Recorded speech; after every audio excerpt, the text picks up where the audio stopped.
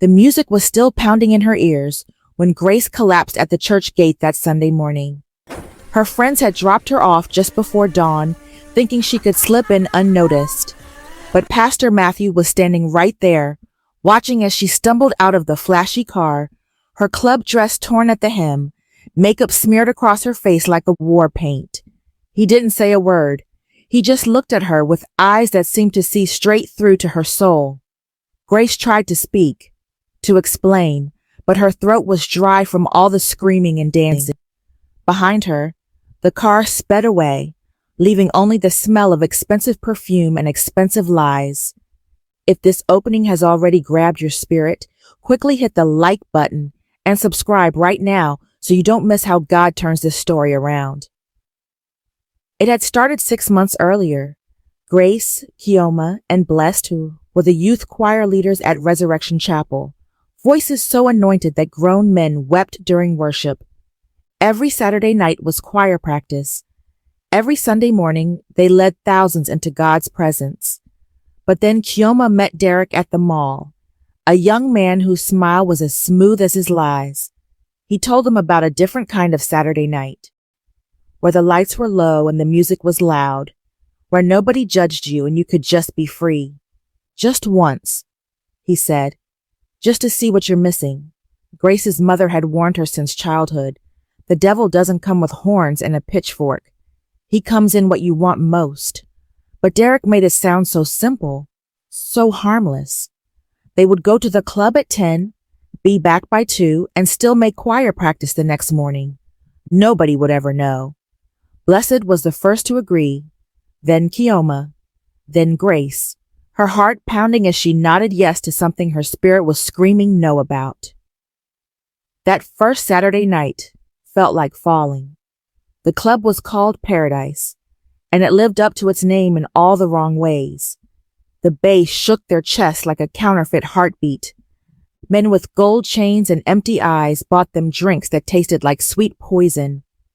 Derek introduced them to his friends, older men who owned businesses and drove cars worth more than Grace's father made in 5 years.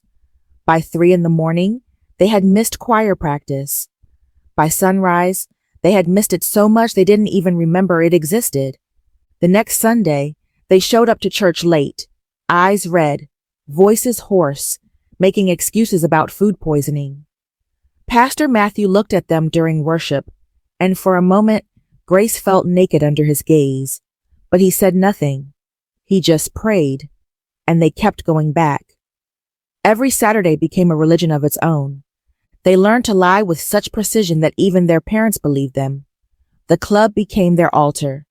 The DJ became their priest. And the men with money became their gods.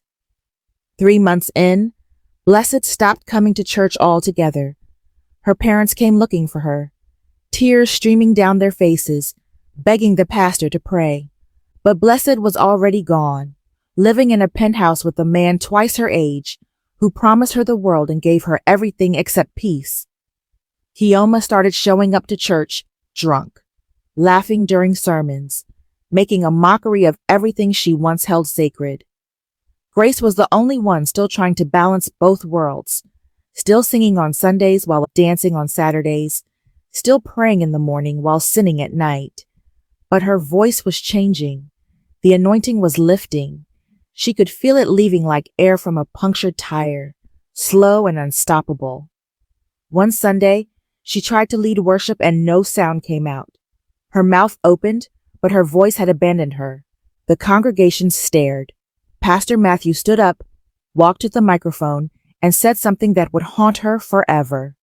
When you dance with darkness, he said, eventually the light refuses to shine through you. That was the night Grace decided to stop. She called Kioma and told her they needed to quit, to come back to church, to remember who they were. But Kioma laughed, a hollow sound that didn't reach her eyes. You think you can just walk away? She said. Derek owns us now. We owe him money, Grace. Thousands. For all those drinks, all those rides, all those gifts. You think that was free? Grace's blood ran cold.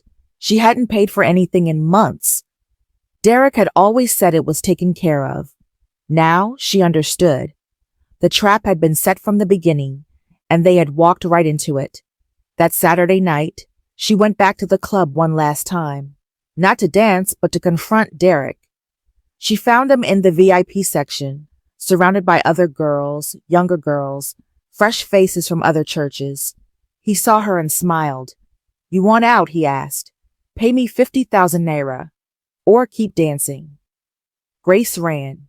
She ran out of that club like it was on fire, ran all the way to the church, ran until her lungs burned and her feet bled, ran until she collapsed at the gate where Pastor Matthew found her that Sunday morning. The congregation gathered around as Pastor Matthew carried Grace inside. Her parents were called. Her mother wept. Her father stood silent, his face carved from stone in sorrow. But Pastor Matthew did something unexpected. He didn't condemn her. He didn't preach at her. He simply knelt beside her and prayed. And as he prayed, something broke open inside Grace's chest, something that had been locked and chained for months.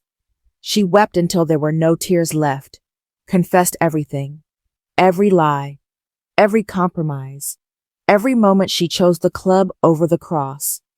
And then Pastor Matthew said, "The enemy wanted to destroy you, but God allowed you to see the trap before it closed completely."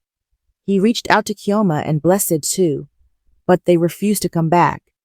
Kioma disappeared completely, and rumors said she'd moved to Lagos with Derek. Blessed was found 3 weeks later in a hospital, beaten and broken, finally ready to come home. Grace never went back to that club. She spent months rebuilding her relationship with God, her voice slowly returning, the anointing gradually flowing back like water to dry ground. A year later, she stood before the congregation and sang again, and this time, grown men didn't just weep, they fell to their knees. Because they weren't just hearing a voice, they were hearing a testimony. If this moment of divine turnaround has touched your spirit, hit the like button right now and subscribe so you never miss these faith-lifting stories. Then drop a comment telling me where you're watching from. I really want to connect with you. The club still stands on the same street, lights still flashing, music still pounding. But now when Grace drives past it, she doesn't hear the music. She hears the sound of chains breaking. She sees the girls going in, young and eager and blind, and she prays because she knows what they don't yet, that the devil's paradise is always a prison in disguise, and the only true freedom is found at the foot of the cross. Derek was eventually arrested for human trafficking.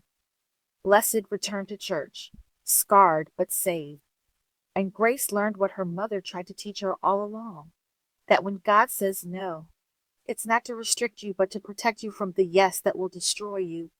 You stayed till the very end. Thank you. If you haven't already, subscribe now and turn on the bell so God's next message finds you first. See you in the next one.